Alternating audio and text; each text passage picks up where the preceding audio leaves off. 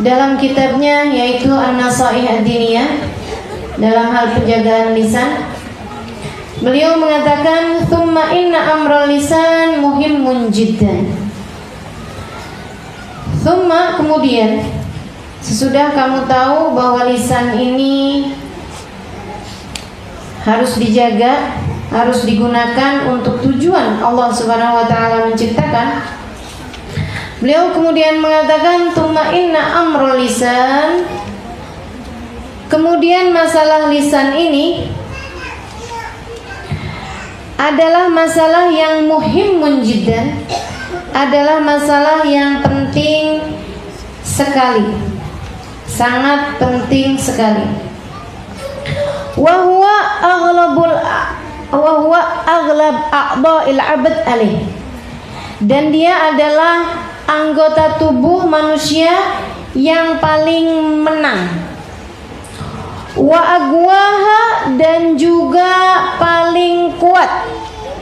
Dalam hal urusan apa? Fi siyaqatihi ilal halak, dalam menyeret seseorang kepada kehancuran, illam yudbituhu, jika dia tidak mengaturnya, wa yakuffuhu, dan mencegahnya, amma harramallahu alaih, dari apa-apa yang diharamkan oleh Allah. Wa fil hadis, disebutkan dalam sebuah hadis, wa hal yakubbun nas finnar ala wujuhihim au ala manakhirihim illa hasaida alsinatihim. Wa hal yakubbun nas, dan tidaklah seorang manusia dijungkrakkan. Ini bahasanya nih. Yakub tuh jatuh di wajah, jatuh. Tengah. Jatuh itu kan ada yang, mohon maaf, dari belakang, dari depan dilempar ke belakang, namanya kejengkang. Bahasanya susah nih ya. Apa coba bahasanya? Enggak tersungkur, bukan. Kalau dari belakang apa namanya? Kejengkang kan? Kalau ke depan? Oh, tersungkur. Nah itu. Wahal yakubbun nas alan finnar ala wujuhim, dan tidaklah membuat seseorang tersungkur finnar, ke dalam api neraka, terjelembab dalam api neraka, ala wujuhihim, jatuhnya dia ala wujuhihim, di wajahnya. Jadi begitu tuh, nyungsep. Nah ya, tidaklah membuat seseorang nyungsep ke dalam api neraka. Ala wujuhim, di wajah mereka, au ala manakhirihim, atau di tulang hidung mereka, illa hasaida alsinatihim, kecuali disebabkan karena perbuatan lisan mereka, kecuali hasil panen dari lisan-lisannya. Kita nanam di dunia nih, jangan sampai panennya adalah berupa nyungsepnya kita ke dalam api neraka. Na'udzubillah min dzalik, na'udzubillah min dzalik. Wa qala alaihi salatu wassalam, dan bersabda baginda kita Nabi besar Muhammad, "Man kana yu'minu billahi wal yawmil akhir falyaqul khairan aw liyasmut." Siapa di antara kalian yang beriman kepada Allah Subhanahu wa taala dan hari akhir, falyaqul khairan, hendaklah dia berkata yang benar, auliyasmut, atau lebih baik dia. Wa qala alaihi salatu wassalam, dan bersabda juga baginda kita Nabi besar Muhammad, rahimallahu ra'an, semoga Allah Subhanahu wa taala sayangi seseorang, qala khairan faghanim, dia berkata yang baik, faghanim, maka dia beruntung, au sakata an syarrin, atau dia diam dari keburukan, fasalim, maka dia selamat. Jadi pilihannya dua, teman-teman saya sekalian. Berkata baik sehingga kamu beruntung, atau lebih baik diam dari keburukan atau sehingga kita selamat. Pilihannya kan beruntung atau selamat. Jangan sampai udah nggak selamat apalagi beruntung, udah nggak beruntung nggak selamat pula. Na'udzubillah min dzalik. Wa qala alaihi salatu wassalam, dan bersabda juga baginda kita Nabi besar Muhammad, man somita naja, siapa yang somit itu apa? Siapa yang diam, naja, maka dia akan selamat. Wa qala alaihi salatu wassalam, dan bersabda juga baginda kita Nabi besar Muhammad, kullu kalam ibni Adam alaihi lalah illa dzikrullah au amrun bima'ruf au nahyan 'anil munkar.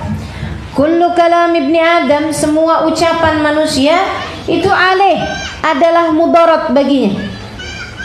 Semua ucapanmu membawa mudarat bagimu, wahai manusia.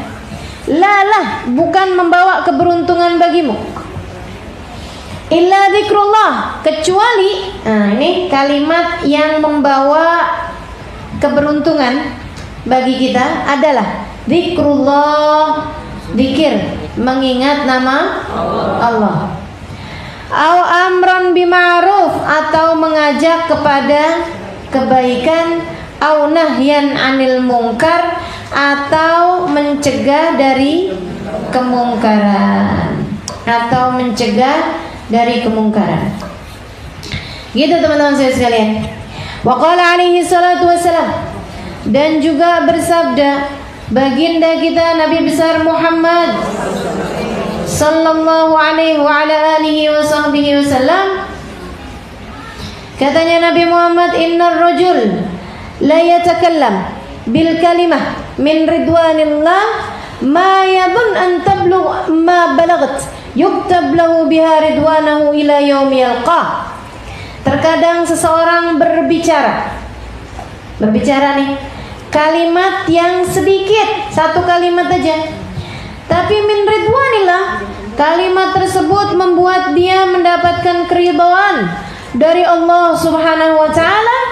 Ma yadunnu an tablugh ma balagat, kalimat tersebut kemudian mencapai tingkatan yang tidak diperkirakan akan sampai pada tingkatan tersebut, membuat orang yang ngomongnya yuktab lahu biha ridwanahu ila yaumil yalqah.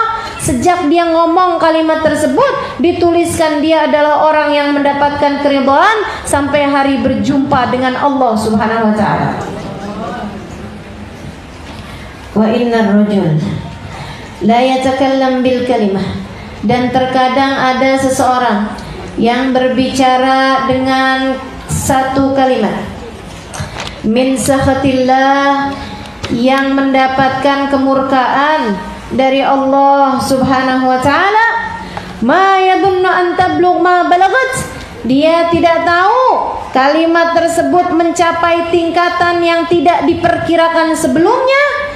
Gara-gara satu kalimat tersebut, yaktubullahu lahu, Allah Subhanahu wa taala menuliskan baginya biha, gara-gara kalimat tersebut, finnar, di dalam api neraka, sakhatahu ila yaumi yalqah, membuat dia dimurka oleh Allah Subhanahu wa taala sampai hari dia dipertemukan dengan Allah Subhanahu wa taala dalam keadaan dia dimurka. Na'udzubillah min dzalik. Na'udzubillah min dzalik. Wa fil hadis, dan dalam sebuah hadis yang lain, innal 'abd la yatakallam bil kalimah, dan sesungguhnya seorang hamba berbicara dengan satu ucapan, ma yulki biha balan, dia enggak ngeh sama kalimat tersebut. Ini bahasa Betawi nih, pas banget tuh, susah nyari bahasanya. Kalimat yang dia enggak ngeh, tuh kalimat yang dia nganggapnya biasa aja gitu, kayak nggak kenapa-napa, teman-teman sekalian. Dia nggak sadari kalimat tersebut. Itu namanya mayul qalahabalan, yang dia nggak narok pikiran dia di situ. Dia ambil lalu kalimat tersebut, akan tetapi fayahwi biha finnar ab'ad minat turaya, dia terjun dengan kalimat tersebut finnar, di dalam neraka, ab'ad minat turaya, lebih jauh daripada jarak kita di dunia ini dengan bintang Turaya. Maka fakhatarul lisan adim, bahayanya lisan tuh besar. Wa amruhu mukhawwaf, dan perkaranya lisan nih sangat amat menakutkan. Wala yunajji minhu illa sumt, nggak ada yang bisa nyelamatin orang dari bahayanya kalimat-kalimat ini kecuali diam. Watarkin nutq, dan meninggalkan ngomong, illa indal haja biqadriha, kecuali di saat dia memerlukannya saja. Wa yakunu lahu fi tilawah kitabillah, dan ucapan yang dia ucapkan kalau dia mesti ngomong, satu, tilawat kitabillah, membaca firman Allah Subhanahu wa taala dalam Al-Qur'an, wa fil iktsar min dzikrillah, dan memperbanyak dari zikrullah, mengingat nama Allah. Syughlun syaghil, itu sudah merupakan kesibukan yang dapat menyibukkanmu anil haudi fil batil, daripada berbicara kepada sesuatu yang batil. Wa fima la yani, ataupun dari kalimat-kalimat yang enggak ada perlunya, minal kalam, dari ucapan-ucapan yang diucapkan. Gitu ya teman-teman. Min a'zam afatil lisan wallahu a'lam bissawab. Ini lisan kecil barangnya, tapi bahayanya paling besar. Dalam hadis panjang nih, Nabi Muhammad sebutin hadis yang pertama nih, panjang benar sebenarnya. Wa yakubun nas fin nari ala wujuhihim aw ala manakhirihim ila hasaid alsinatihim. Itu ceritanya Nabi lagi perjalanan sama Sayyidina Mu'ad bin Jabal. Teman-teman sekalian, Sayyidina Mu'ad ini teman perjalanannya Nabi Muhammad. Nabi kalau jalan-jalan sama para sahabat, kalau kekurangan kendaraan, Nabi boncengan. Sederhana Nabi itu ya. Nabi bonceng aja. Kalau gitu dah, biar muat kendaraannya. Satu kendaraan buat 2 orang. Nabi pun boncengan, teman-teman sekalian. Sama siapa boncengannya? Nah ini nih, teman boncengannya Nabi Muhammad alaihissalam, seorang pemuda namanya Mu'ad bin Jabal. Nabi Muhammad alaihissalam dalam salah satu perjalanan lagi barengan ya Nabi, naik unta. Kan unta tuh ya, teklak, santai bener unta tuh kan. Lagi santai kayak gitu di tengah jalan, kan rada-rada ngantuk tuh kan. Nabi kemudian bilang, ya Mu'ad. Mu'adnya, lebaik ya Rasulullah. Dijawab, lebaik wahai Rasulullah. Santai. Ya Mu'ad, ala uhaddithu, wahai Mu'ad, aku mau kasih hadis sama kamu. Mau saya ajak ngobrol kamu nih Mu'ad. Saya mau bicara sama kamu. Hadis Nabi itu maksudnya ucapan Nabi, obrolan Nabi, gitu ya. Saya mau ngajak kamu ngobrol nih Mu'ad. Labbaik wahai Rasul. Ya Mu'ad, inna lillahi hafadhah. Wahai Mu'ad, Allah tuh punya malaikat-malaikat hafadhah. Siapa tuh malaikat hafadhah? Malaikat antar jemput barang dari muka bumi dibawa ke atas langit. Kayak JNE, pengiriman pos. Cuman ini posnya nih teman-teman sekalian adalah dari bumi ke langit. Transportasinya langit, pengirimannya langit. Ini di bumi nih, apa yang dibawa dari bumi? Amalmu teman-teman sekalian. Amalmu. amal kita semuanya. Ini tiap hari nih kita ngerjain nih, jangan dikira kagak ada apa-apanya. Jangan dikira nggak ada laporannya, jangan dikira nggak ada pengirimannya. Nggak pernah ada yang telat pengirimannya, dan semuanya ekspres, nggak ada yang lambat. Dicatat, saudaraku sekalian, semua ucapanmu, semua perbuatanmu. Bahkan inna ba'dadh-dhanni ithmun, sebagian persangkaan ada yang mengandung dosa. Jadi diangkatlah itu ya, dari mulai satu perbuatan, yang kedua ucapan, dan yang ketiganya adalah persangkaan. Apa yang ada dalam hati kita, sebagiannya ada yang diangkat. Meskipun juga yang kebanyakannya kalau masih di hati belum dicatat sama malaikat, teman-teman saya sekalian. Tapi ada juga yang baru di hati udah dicatat sama malaikat. Apa itu? Kebencian kepada para ulama. Jangan main-main, baru di hati udah dicatat sama Allah SWT. Termasuk juga rasa cinta kepada para ulama, udah dicatat sebagai satu amal soleh. Kata Allah Subhanahu wa taala, "Wa man yu'azzim sya'airallah fa innaha min taqwal qulub." Sesungguhnya siapa yang mengagungkan syiar agama Allah, mengagungkan ilmu agama, mengagungkan ulama, mengagungkan Ka'bah, mengagungkan ajaran agama Islam, mengagungkan kalimat la ilaha illallah, gitu ya, mengagungkan syiar agama Allah, mengagungkan Nabi Muhammad, mengagungkan para sahabat Nabi Muhammad, mengagungkan keluarga Nabi Muhammad alaihi salatu wassalam, mengagungkan orang-orang saleh dari umatnya Nabi Muhammad alaihi salatu wassalam, mengagungkan para walinya Allah Subhanahu wa taala, fa innaha min taqwal qulub. Itu merupakan ketaatannya hati, merupakan takwanya hati, merupakan amalan yang sudah dicatat pahalanya oleh para malaikatnya Allah Subhanahu wa taala. Padahal baru rasa dalam hati, teman-teman sekalian. Demikian pula sebaliknya, kebencian kepada para ulama, kebencian terhadap ajaran kalimat Allah Subhanahu wa taala, kebencian terhadap kalimat la ilaha illallah. Ya. Kebencian terhadap apapun yang di sana ada nama Allah Subhanahu wa taala-nya. Apalagi kalau sampai dibakar ya. Nah, ini nih, ngeri nih kita nih. Serem teman-teman saya sekalian. Ustazah, itu yang dibakar bukan kalimat la ilaha illallahnya, Ustazah. Apa yang dibakar? Benderanya. Tapi benderanya ada kalimat la ilaha illallah. Sama aja ya. Ya. Kalau benci sama HTI, mau ngebakar, bakar aja kaosnya HTI. Gitu ya? Atau jauh lebih mending kamu keroyok deh orang HTI. Maaf, ya kan gitu ya? Jauh lebih mending daripada ketika kemudian jangan sampai salah pemikiran ya. Kata Ustaz Halimah mendingan keroyok. Enggak, maksud saya itu jatuhnya kepada takdim syairallah dan menghina syiarnya Allah SWT. Itu jauh lebih mending ketika kamu mengeroyok orang-orang HTI gitu, daripada kemudian membakar bendera HTI. Oke, tapi di dalamnya terdapat kalimat la ilaha illallah. Saudara sekalian, nggak usah khawatir.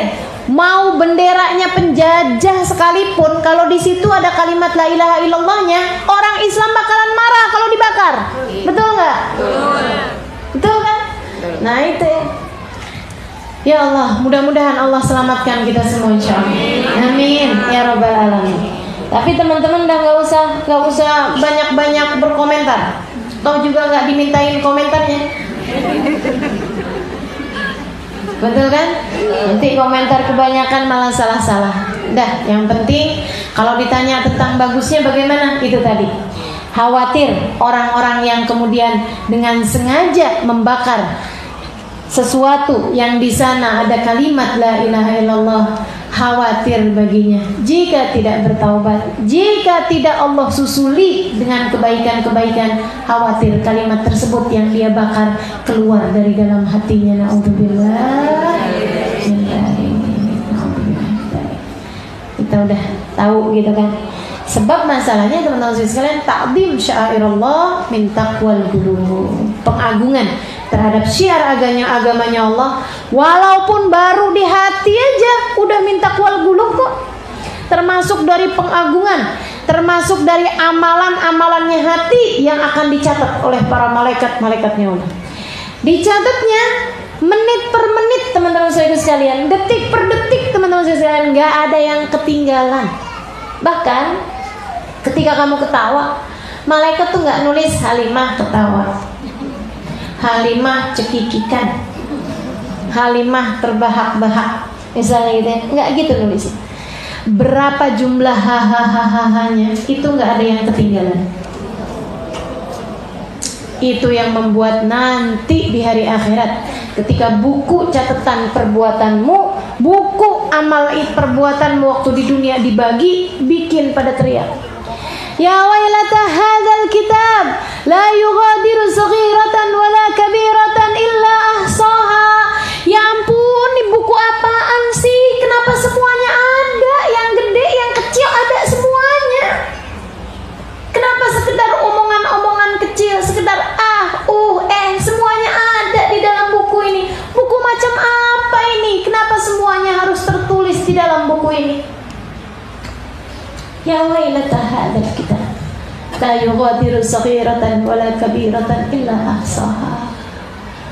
Teman-teman serius sekalian saya muliakan, kita bayangin ya, kalau saat lagi dibagiin buku-buku itu, kita liatin buku-buku tersebut halaman demi halamannya.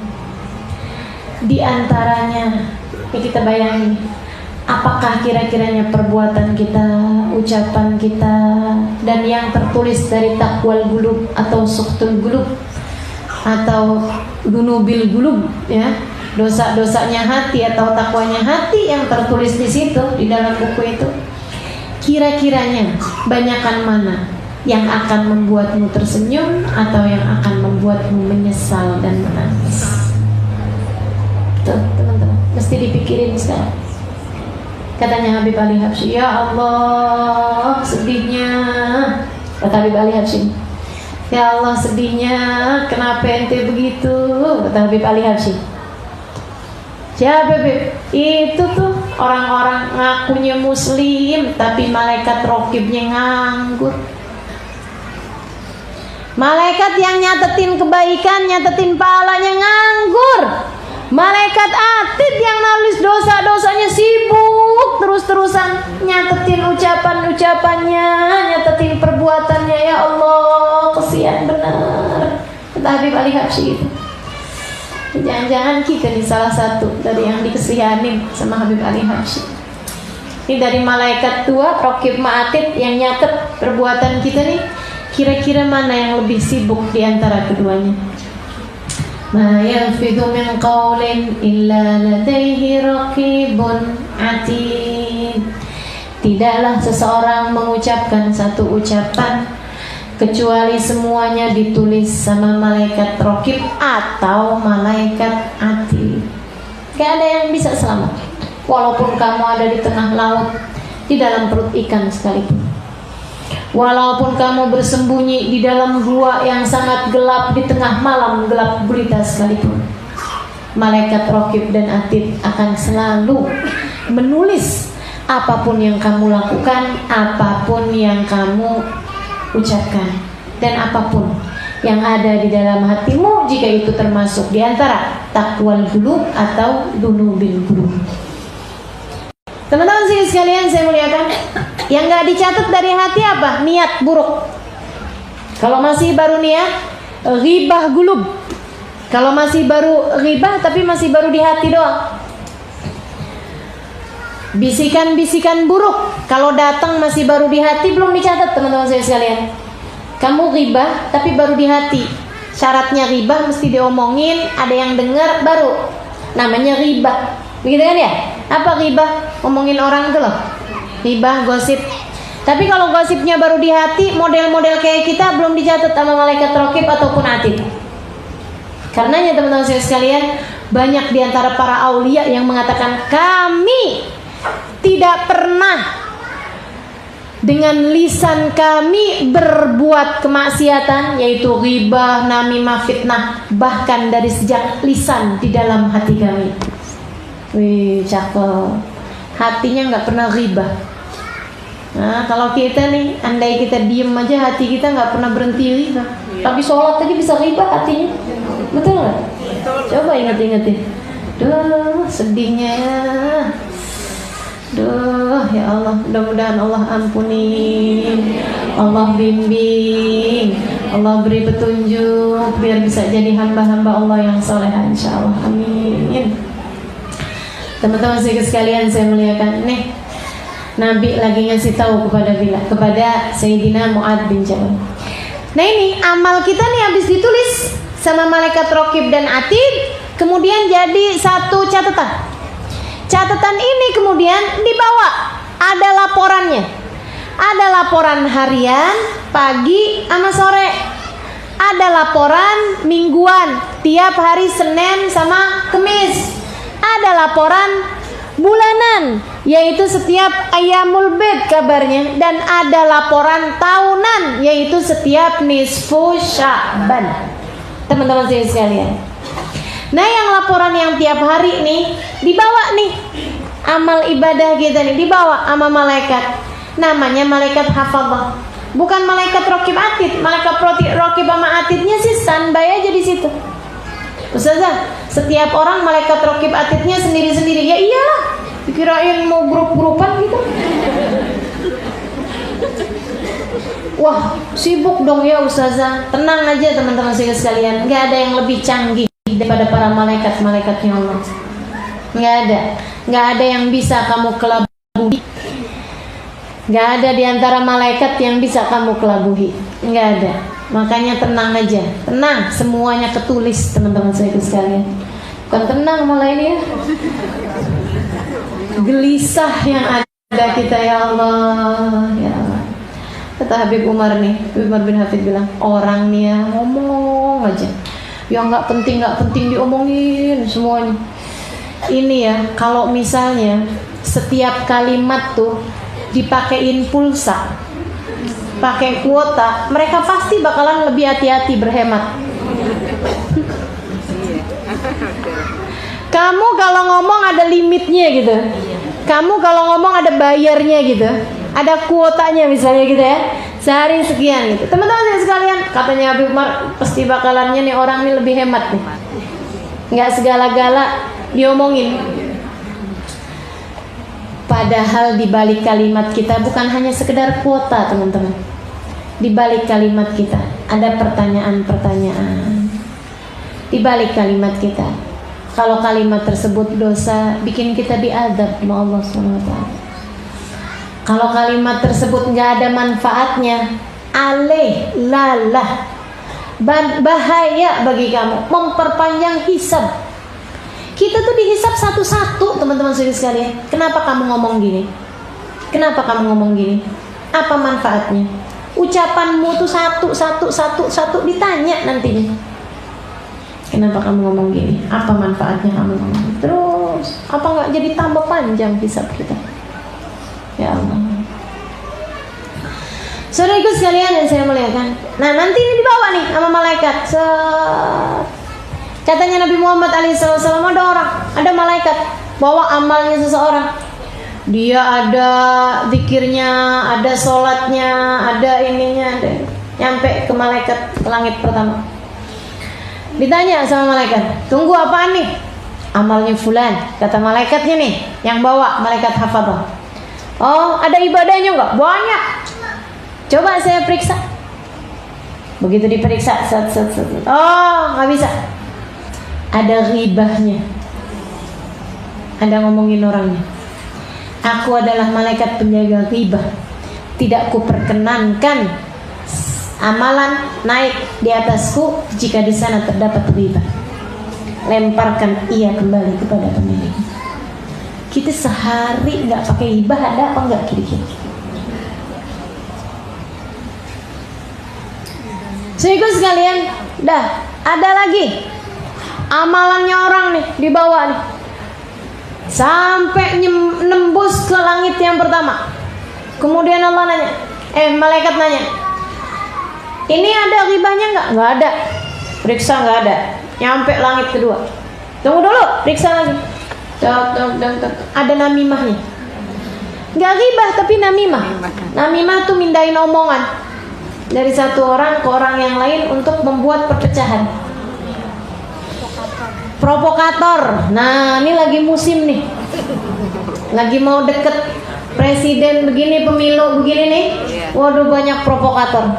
Teman-teman sekalian yang saya muliakan, udah aja yang menurut kamu lebih membawa kepada kebaikan buat umat Islam, itu yang kita pilih. Ikutan apa yang disampaikan sama para ulama, gitu kan ya? Nah, dah kita pilih. Gitu aja teman-teman sekalian. Jangan juga golput, itu adalah hak kita sebagai warga negara. Kan gitu ya? Kita tinggal di Indonesia, kita berikan hak pilih kita. Yang menurut kita benar, yang menurut kita baik. Jangan gini loh, nggak milih. Pas giliran yang memang dia nggak milih. Akhirnya kemudian salah satu di antara dua calon jadi presiden, kemudian berbuat zalim. Untung aku nggak milih. Saya jadinya aman dah nggak milih. Siapa bilang? Nggak gitu teman-teman sekalian. Kamu harus kerjain sesuatu. Salah satu bagian dari perubahan kan begitu ya. Gunakan hak pilih kamu. Ustazah milih apa katanya? Ntar aja dah. Ntar aja. Kalau udah deket ya nggak? Nah, sekarang kita omongin kan masih mungkin ada perubahan-perubahan. Masih lama juga, insya Allah. Mudah-mudahan Allah kasih yang terbaik buat kita sekalian, teman-teman sekalian. Baik, akhirnya kemudian ini pertama lewat ghibah, kena namimah, ada namimahnya. Kadang nih ya namimah nih seringnya, nih maaf, seringnya namimah nih antara kita sama keluarga suami kita. Ntar dateng sama mertua kita jelekin anak dia.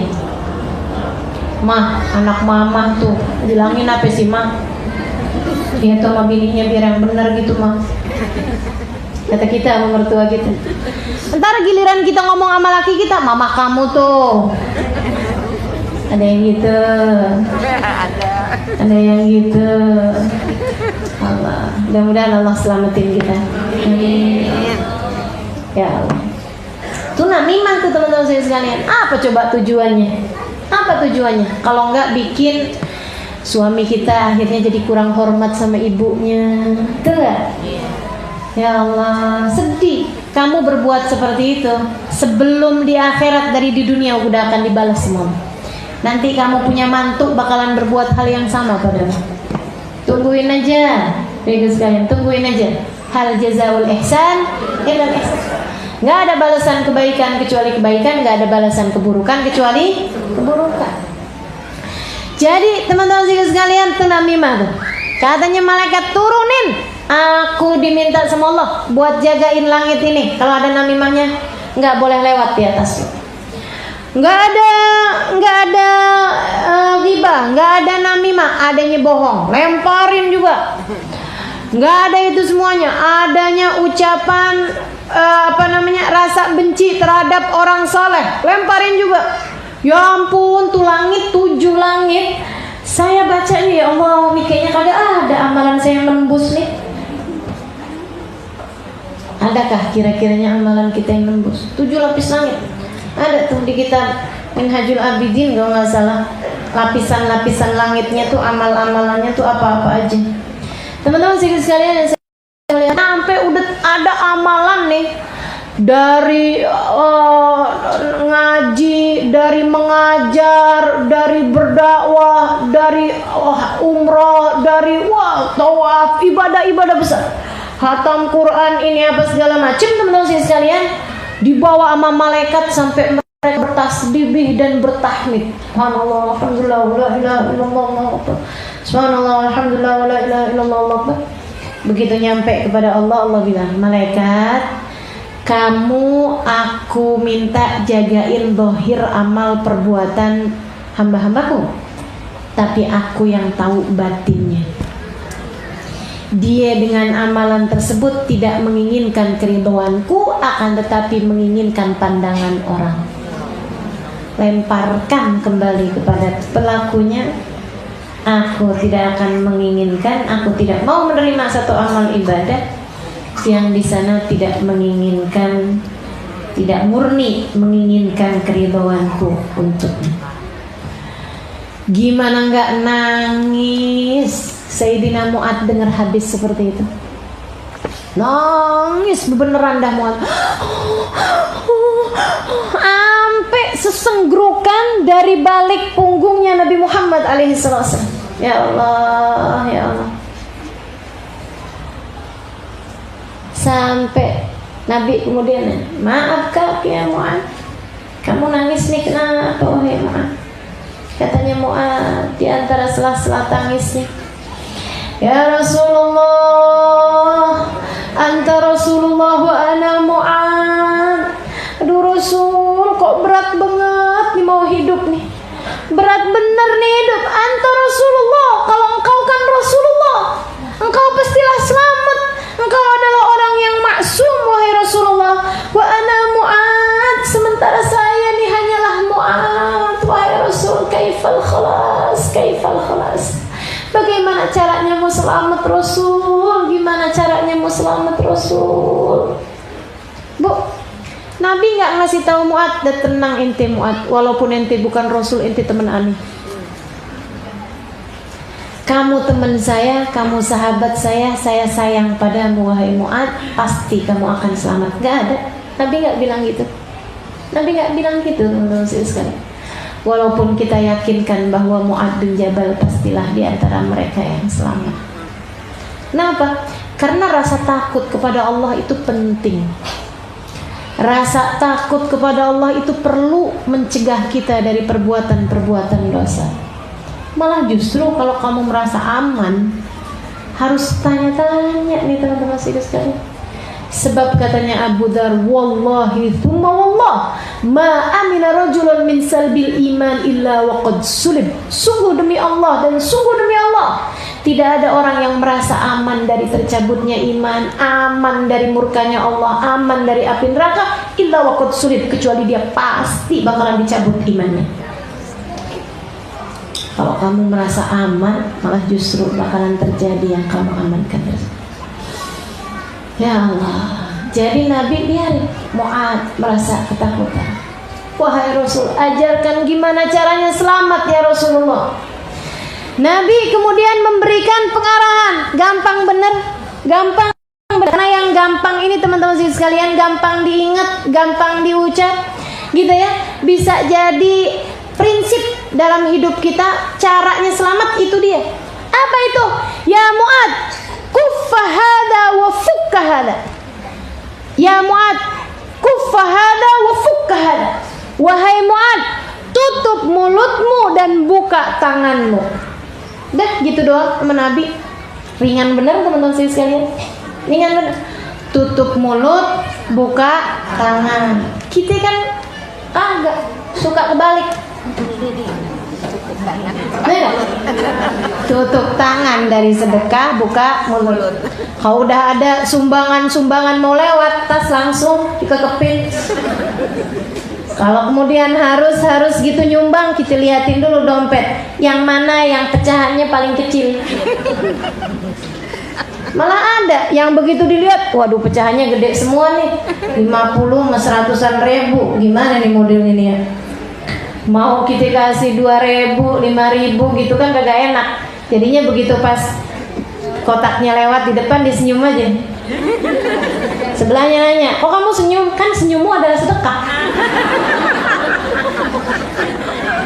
Ya Allah, itu kelakuan siapa itu? La ilaha illallah. Teman-teman sekalian saya muliakan. Jadi Nabi gampang bener ngasih kepada kita pedoman tata cara hidup selamat. Tutup mulut, buka tangan. Teman-teman sekalian, mulutmu jangan gampang-gampang banyak ngomong. Jangan gampang-gampang ngomong yang nggak penting. Ya Allah, nih kita nih emang perlu banget jaga mulut kita nih. Coba teman-teman sekalian, seringan mana? Nyesel karena ngomong apa nyesel karena diam? Oh Masya Allah, udah berapa bulan hamilnya? Yang ditanya bilang, saya belum nikah. Nah loh, coba. Maksud saya bingung. ngomong tuh. Jadi panjang teman-teman sekalian. Suka jagain mulut nih nggak pinter. Adik hamil, kita kemudian jengukin, oh ada yang ngelahirin. Wah lucu banget ya bayinya ya. Mirip siapa dia, nggak mirip kamu? Banyakan ngomong sini. Pas dilihat gitu kan suaminya, oh nggak mirip suaminya juga, mirip siapa ya? Suaminya dengar, mirip siapa nih? Begitu kita keluar, sebenarnya anak kita mirip siapa? Suaminya berantem, suami istri gara-gara kita. Ya Allah teman-teman sekalian, emang betapa pentingnya kita menjaga lisan-lisan kita ini. Penting benar. Sekalinya ini nengokin anak bayi nggak ngomong kayak gitu, nggak ngomong mirip siapa enggak. Udah inget katanya ustazah nggak boleh ngomong gitu.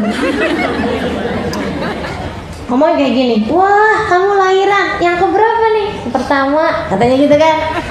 Insya Allah ya dapat hadiah apa dari suaminya? Saya waktu hamil yang pertama beliin mobil.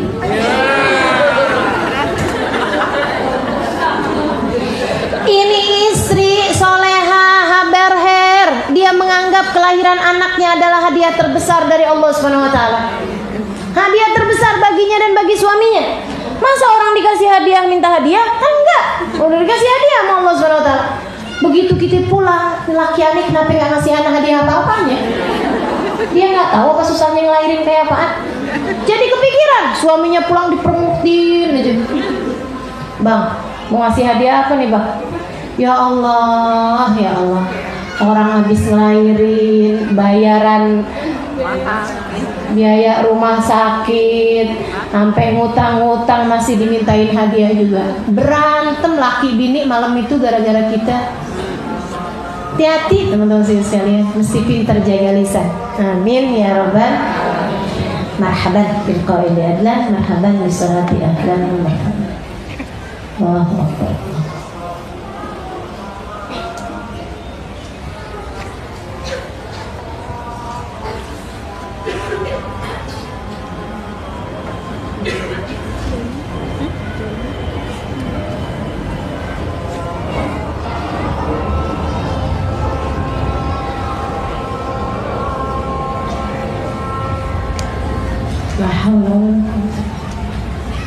Mana?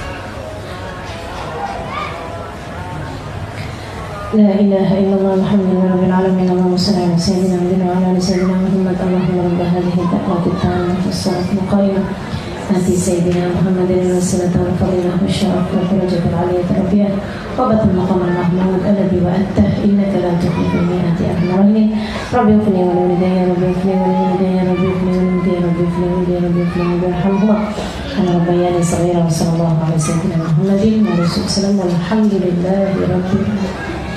Itu yang tadi saya contohkan, kalimat-kalimat yang lam talqo bihabalan. Kita ngomongnya tuh kayak enggak ngeh gitu aja, kan gitu ya. Betapa besarnya mudorotnya bagi orang lain teman-teman sekalian. Makanya hati-hati, mesti pinter jagain lisan. Jadi Nabi Muhammad bilang, kuffa hada wa fukka hada. Mulutmu tutup, tanganmu buka. Tanganmu buka artinya apa? Banyakin sedekah, banyakin ngasih sama orang, yang ringan tangan, yang ringan. Ada pengemis yang ringan, ada anak yatim yang ringan, bahkan ada keluarga kita yang ringan, gitu ya. ngeluarin buat rumah juga yang ringan, jangan dikit-dikit sekedar beli cendol aja minta sama suami. Jangan gitu, yang ringan, ini gampang gitu tangannya. Di saat memberi, di saat ngasih sama orang, sama keluarga, sama teman, sama siapa aja pokoknya yang ringan gitu. Kuffa hadza wa fukka hadza. Kata Nabi Muhammad SAW seperti itu. Sayyidina Mu'adz kemudian nanya, Rasul, memangnya kalau kita ngomong itu kita dimintai tanggung jawab? Memangnya kita kalau ngomong itu jadi dosa, Rasul? Kalau kita ngomong tuh, itu memangnya kita jadi dosa ya Rasul? Katanya Sayyidina Mu'adz bin Jabal. Nabi kemudian menjawab, ini dia nih. Wa hal yakubun nas fin nari ala wujuhihim aw ala manakhirihim illa hasaid alsinatihim. Wahai Mu'adz, nih lisanmu ini, kalau nggak pinter-pinter jaga, kamu di atas muka bumi ini kayak lagi nanem. Nanti panennya ntar di hari akhirat. Ada berapa banyak orang yang ketika dipanen nanti di hari akhirat lisan-lisannya membuat dia terjelembab ke dalam neraka jahanam. Jatuh di wajah-wajah mereka ataupun di hidung-hidung mereka. Maksudnya tersungkur sampai mukanya rusak gitu ya, dari sebab perbuatan lisan-lisannya tersebut. Itu teman-teman sekalian, paling susah dan paling bahaya. Apalagi ini mohon maaf teman-teman sekalian, apalagi kalau yang kita omongin, ini paling berat nih urusan ngomongin orang nih. Apalagi yang kita omongin itu adalah orang yang dikenal di masyarakat sebagai ulama, yang dikenal di masyarakat sebagai hafiz Quran, yang dikenal di masyarakat sebagai orang soleh, yang dikenal di masyarakat sebagai orang yang memiliki kemuliaan di sisi Allah Subhanahu wa taala. Itu walaupun misalnya ada fitnahan, ada ini, ada itu, lebih baik rapi-rapi jaga lisan. Belum tentu benar juga. Kan begitu? Satu, belum tentu benar, dan yang kedua, kalaupun ternyata itu benar, kamu tuh juga nggak akan dimintai pertanggungjawaban, itu kan ya. Kemudian yang ketiga teman-teman sekalian, kalau ternyata nggak benar, Allah Subhanahu Wa Taala bisa murka kepadamu dengan kemurkaan yang naudzubillah. Ada orang bencinya sama Imam Abu Hanifah, naudzubillah. Dia nggak suka sama salah satu pendapat Imam Abu Hanifah, entah apa. Kemudian akhirnya dibuat ketawaan. Dia tiap nyebut nama Abu Hanifah dibilangnya Abu Jifah, si bangkai itu tuh, gitu. Si bangkai itu. Sehingga sekalian, waktu dia meninggal dunia, itu dari tubuhnya keciuman bau bangkai yang paling busuk yang pernah orang cium. Sampai bukan hanya di rumahnya aja bangkai tersebut tercium, sampai ke rumah tetangganya, sampai ke rumah tetangga kampungnya yang adalah kampungnya Imam Abu Hanifah. Sampai semua orang bilang, ya Allah, bau bangkai ya. Saya kirain di rumah saya, ternyata di luar juga bau bangkai. Ternyata juga luar. Semua orang pada nyebut, ini bau bangkai. Gak ada orang nyebut kata bangkai lebih banyak daripada hari itu. Seolah-olah Allah mau ngasih tahu, yang bangkai bukan Imam Abu Hanifah, yang bangkai adalah kamu. Hati-hati sama orang soleh nih, mesti pinter jaga lisan kita, bahkan terhadap orang yang kita nggak jelas. Teman-teman sekalian, Imam Malik bin Anas cerita di zaman Imam Malik, dan ini jadi penutupan kita di majelis hari ini. Imam Malik, teman-teman sekalian, satu ketika di zaman beliau ini ada orang mandiin jenazah seorang perempuan, yang mandiin juga perempuan. Mohon maaf teman-teman, waktunya membersihkan, mohon maaf, kelaminnya, tangannya nempel. Dia mandiin sendirian. Nggak lama kemudian, saat tangannya nempel, kan udah kelamaan, dia coba tarik gitu, nggak bisa, cekep tangannya. Mohon maaf ini ya, di bagian daerah kemaluannya. Sampai orang rumahnya tersebut kemudian pada nungguin gitu. Ayo nih, udah selesai belum? Kok lama amat mandiinnya? Iya bentaran. Tarik sama dia, sampai dia ke bawah badannya, sampai dia nungging ke atas, segala macam posisi dia coba buat lepas tangannya tersebut, nggak bisa. Akhirnya kemudian sampai 1/4 jam, setengah jam, 1 jam, nggak kelar juga. Kan keluarganya pada protes, kenapa sih nih? Akhirnya kemudian terpaksalah dia ngomong, iya nih nggak tahu kenapa nih tangan aneh cekep, tangan saya nempel di mana? Akhirnya ketika mereka masuk mendapati ternyata tangannya nempel di malunya, dan mohon maaf teman-teman sekalian, ada kainnya di atasnya kan, di balik kain gitu. Wah gimana nih, minta fatwa dari para ulama, mintain fatwa para ulama. Di situ pendapatnya beda-beda. Ada yang bilang potong tangannya karena dia yang salah. Ada yang bilang mohon maaf, potong mayitnya karena sudah nggak kepake. Maksudnya mayitnya ini kan mau dikubur, udah nggak ini gitu. Sebelum kemudian keputusan dibuat, ini masih nempel juga nih, berjam-jam nih. Mereka kemudian menghadirkan Imam Malik. Nanya sama Imam Malik. Dihadirkan ini ya, ulama Allah, ulama akhirat yang melihat sesuatu ala basirah, teman-teman sekalian, dengan pandangan mata batin. Ini hanya hidup tuh jangan jauh-jauh dari ulama yang seperti ini. Ini untuk membuat kita terus tersambung dengan orang-orang yang melihat dengan pandangan mata batin. Beliau kemudian bilang, bukan dipotong tangannya atau dipotong kulitnya mayit, enggak ada. Tapi tolong ditanyakan sama perempuan tersebut ngomong apa dia waktu dia memandikan, membersihkan tadi ini. Tanyain, iya sih katanya, sambil malu-malu nyesel gitu, udah keringetan setengah mati nih, berjam-jam nempel tangannya. Dia bilang, saya waktu ngebersihinnya saya bilang, duh nih kayaknya zinanya berapa banyak nih, nih kayaknya murahan banget nih sih kayaknya, ini kayaknya maaf teman-teman sekalian, ini kayaknya sih rame-rame nih gitu. Maksudnya kayak siapa aja nih kayaknya mau nih gitu. Mungkin memang perempuan itu dianggap sebagai perempuan yang biasa-biasa aja, tidak soleha. Tapi kan kamu masa tahu nilai seseorang di mata Allah. Teman-teman saya sekalian, Allah kasih pelajaran buat dia, buat kita semuanya.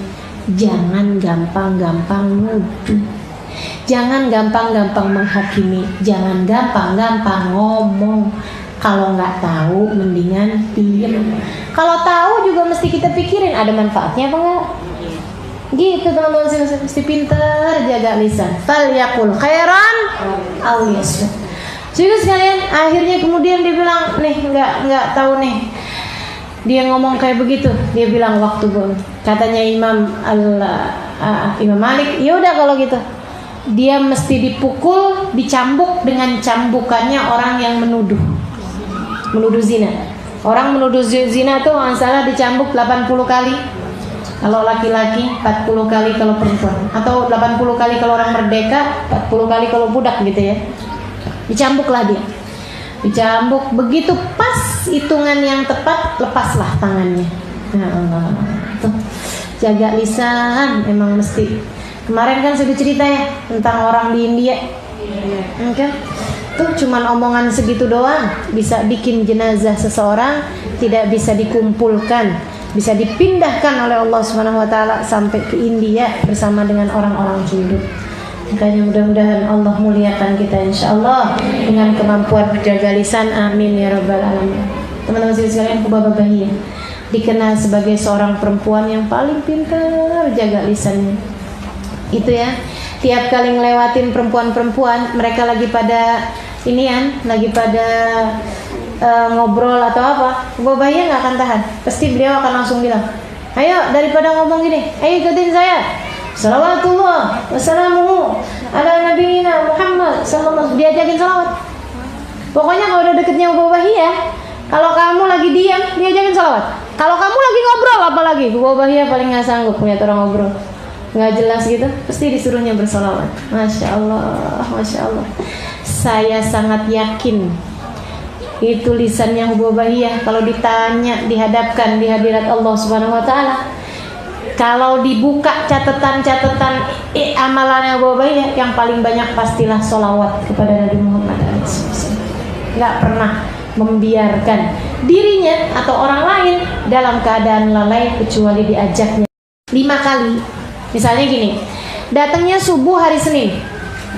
Ya, datangnya subuh hari Senin. Tapi subuh itu sudah ada di kota yang kita mau tinggal tersebut, gitu kan? Senin, Selasa, Rabu, Kamis. Sebelum Senin subuh hari Jumat kamu sudah pergi, kamu selama hari-hari tersebut kamu boleh dijamak. Jelas? Tapi kalau misalnya ada salah satu sholat di antara sholat-sholat tersebut yang kamu sholatin di tempat tersebut, di kota itu, 5 waktu, salah satunya ada yang 5 waktu, maka dari sejak kamu nyampe ke kota tersebut nggak boleh jamak, nggak boleh qashar. Jelas? Saya berangkat ke Indramayu, nyampenya duhur, teman-teman saya sekalian. Jadi sholat yang pertama kali saya sholatin adalah sholat duhur. Hari Kemis, misalnya, ini hari Kemis duhur nih saya sampai misalnya di Indramayu. Kemis duhur, Jumat, Sabtu, Minggu, terus Senin. Kalau saya sudah berencana akan ada di Indramayu itu sampai dengan hari Senin asar, maka sejak saya nyampe pada hari Kemis tersebut saya nggak boleh jamak, nggak boleh qashar. Sebab berarti ada sholat saya yang 5 yang disolatin di kota tersebut. Jelaskah? Jelas? Belum jelas juga? Ya ampun.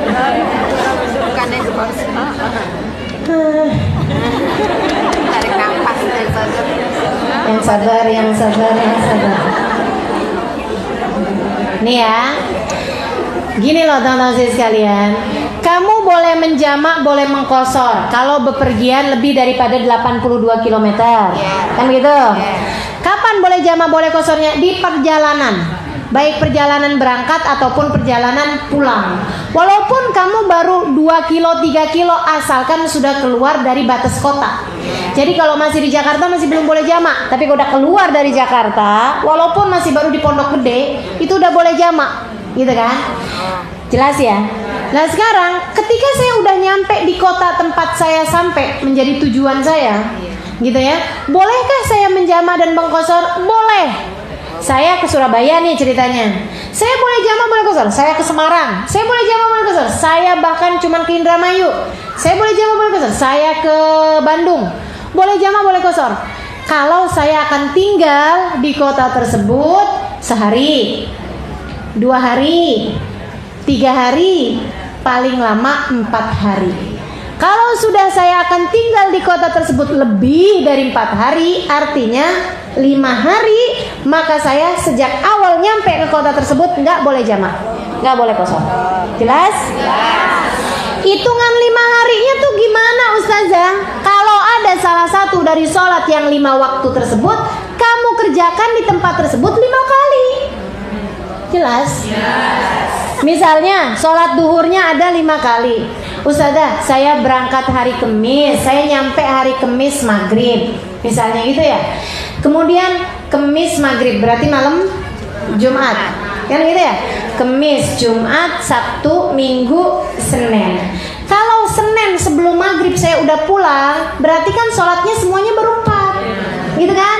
Tapi begitu maghrib hari Senin tadi itu kamu masih ada di kota tersebut, artinya ada 5 sholat yang kamu kerjakan dengan, maksudnya ada 1 waktu sholat yang kamu kerjakan 5 di satu kota tersebut. Nah itu kamu dari sejak awal nyampe gak boleh jamak. Jelas? Udah pinter? Ustazah, bagaimana hukumnya bagi siapa saja yang ikut kegiatan aksi bela tauhid? Insya Allah besok siang sebagai perbuatan membela kalimat tauhid yang dibakar. Saya tidak dalam kapasitas untuk memberikan fatwa terhadap hal-hal yang seperti ini, akan tetapi saya mengikut kepada apa yang telah dijawab oleh Al-Habib Umar bin Hafid di waktu ketika bela Al-Quran itu loh, di masa yang berapa? 2 tahun yang lalu ya, setahun yang lalu, yang zamannya Habib Rizik itu loh. Itu Habib Umar kasih jawaban seperti ini teman-teman sekalian. Yang enggak turun ke jalan nggak apa-apa, tapi jangan nyalahin yang turun ke jalan. Yang turun ke jalan boleh juga, tapi jangan nyalahin yang nggak turun ke jalan. Semuanya dengan pikiran masing-masing, semuanya dengan etikad dan niat masing-masing, kan begitu ya. Semuanya harus saling mendoakan, harus saling solid, harus saling kuat, teman-teman sekalian. Akan tetapi sebagai perempuan, kamu berada di tempat berdesak-desakan dengan laki-laki, itu bukan hal yang baik. Gitu.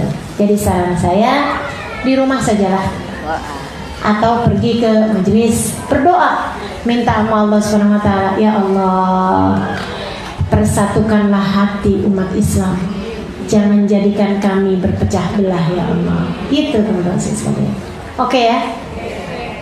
Jangan kemudian saya ikutan ngapain jualan cendol. Memanfaatkan situasi. Assalamualaikum warahmatullahi wabarakatuh. Bu Ustazah mau nanya nih, bagaimana hukum ibadah kita yang selama ini kita kerjakan wajib ataupun sunnah sah atau tidak jika kita melawan atau membentak suami walaupun dengan tidak sengaja. Mohon jawabannya Ustazah. Bu, semuanya ada hitungannya. Semuanya ada hitungannya, semuanya ada hisabnya, semuanya ada iniannya dari Allah Subhanahu wa taala. Insyaallah. Kamu kalau kemudian membentak suami, ya minta maaf. Kan begitu ya? Minta maaf sama suaminya. Jangan sampai juga gara-gara hal yang seperti itu ibadah kita kemudian ditolak sama Allah Subhanahu wa taala. Jangan kemudian, wah hari ini saya habis ngomongin orang, ya udah percuma ibadah saya juga nggak bakalan terima sama Allah. Ya udah kalau gitu saya nggak usah sholat, nggak usah baca Quran, nggak usah ya gitu ya. Artinya ditaubatin perbuatan tersebut, minta maaf dan jangan gampang-gampang mudah-mudah melakukan perbuatan dosa. Assalamualaikum Ustazah, saya mempunyai beberapa Al-Quran, Al-Quran tajwid, warna dan lainnya sebagainya. Tapi dibaca boleh enggak? Saya mempunyai beberapa Al-Quran, tajwid, warna, dan lain sebagainya. Tapi dibaca boleh enggak? Gimana?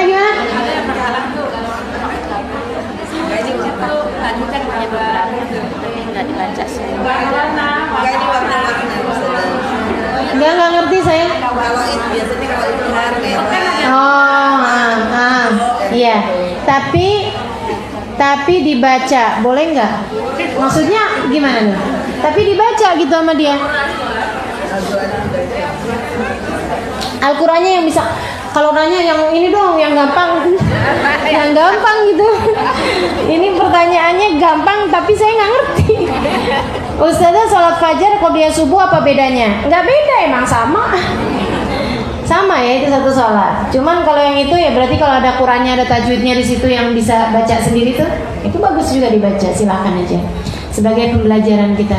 Assalamualaikum warahmatullahi wabarakatuh. Saudara yang baik, saya mau bertanya Ustazah, ada teman anak saya mengikuti satu ajaran tarekat Naqsyabandi bersama dengan kedua orang tuanya. Selama bertahun-tahun mereka mengikuti ajaran itu. Sekarang ini anak sudah menyadari bahwa yang mereka ikuti itu ajaran Islam yang melenceng. Siapa bilang? Melenceng dari Al-Quran dan hadis. Ini kamu yang nanya nih. Pertanyaannya, anak itu sekarang mau keluar dari ajaran itu sampai orang tuanya tidak diperbolehkan. Apakah dosa anak ini bila anak itu melawan dan berontak kepada orang tuanya? Sekian Ustazah, terima kasih, wassalam. Teman-teman sekalian, Naqsyabandi itu nggak sesat. Itu toriko aja. Itu torikot aja. Naqsyabandi, Syadili itu ya. Itu adalah cara berzikir. Jadi mereka ngaturin cara zikirnya. Ini Naqsyabandi yang beneran ya. Saya nggak tahu kalau kemudian mereka ada yang di ini ada yang di apa sih buat melenceng gitu, maksudnya ada penyebab melencengnya.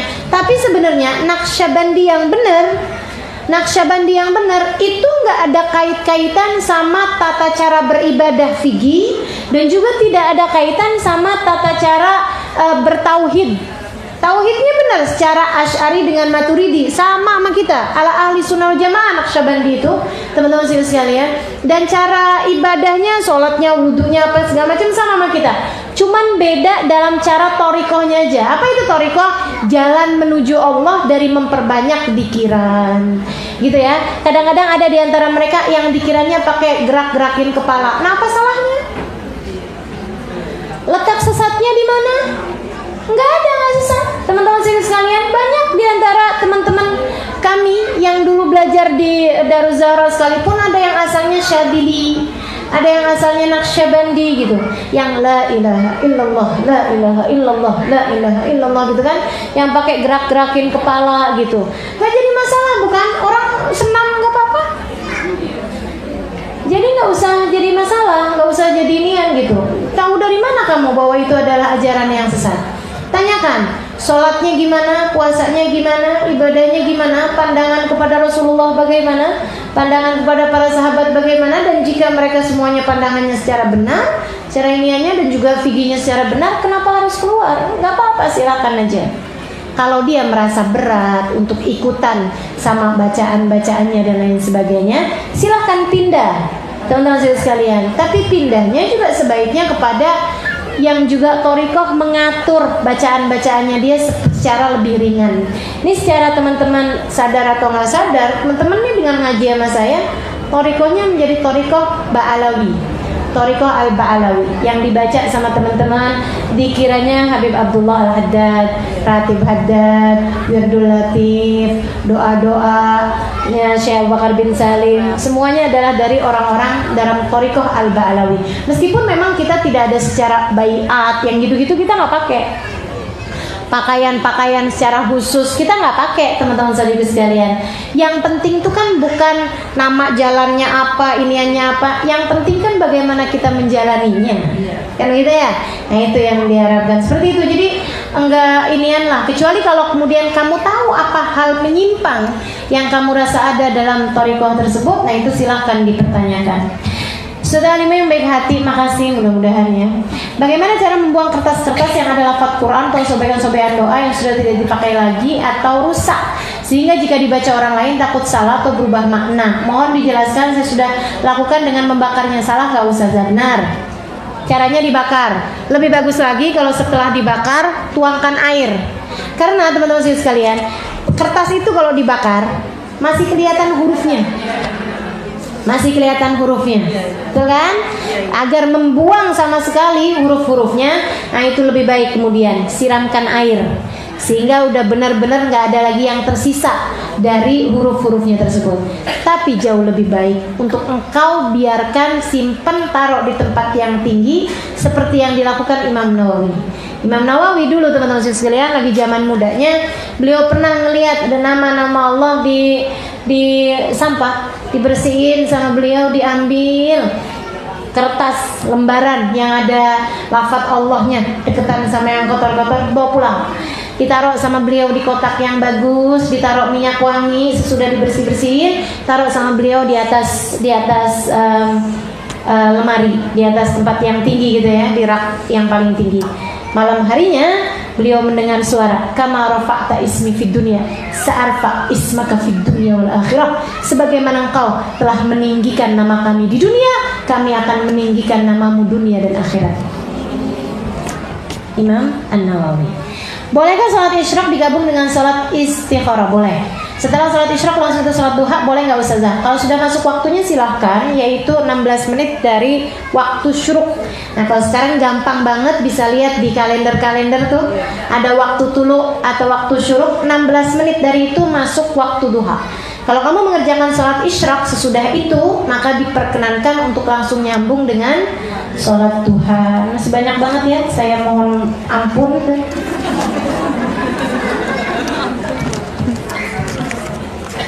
Ampun, nggak bisa selesai jawabnya. Insya Allah minggu depan, mudah-mudahan sehat afiat panjang umur kita.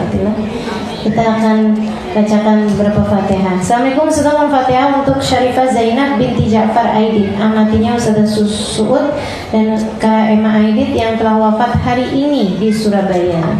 Assalamualaikum Ustazah yang kami sayangi, sudah mendoa Al-Fatihah untuk almarhumah Firqah binti Fulan, almarhum Talib bin Saleh, dan almarhumah Munirah binti Abdullah, juga Karsa bin Gomar. Assalamualaikum warahmatullahi wabarakatuh. Ustazah Lima mohon Fatihah untuk yang meninggal Fauzia Alwibafagi.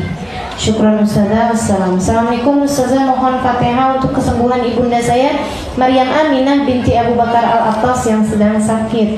Assalamualaikum warahmatullahi wabarakatuh. Ustazah Lima mohon doanya untuk teman saya yang bernama Mala Nurmala binti Haji Lin Nasihin, binti Haji Iin Nasihin atau Lin Nasihin ya, yang sedang mengalami sakit hiperprolaktin. Apa tuh?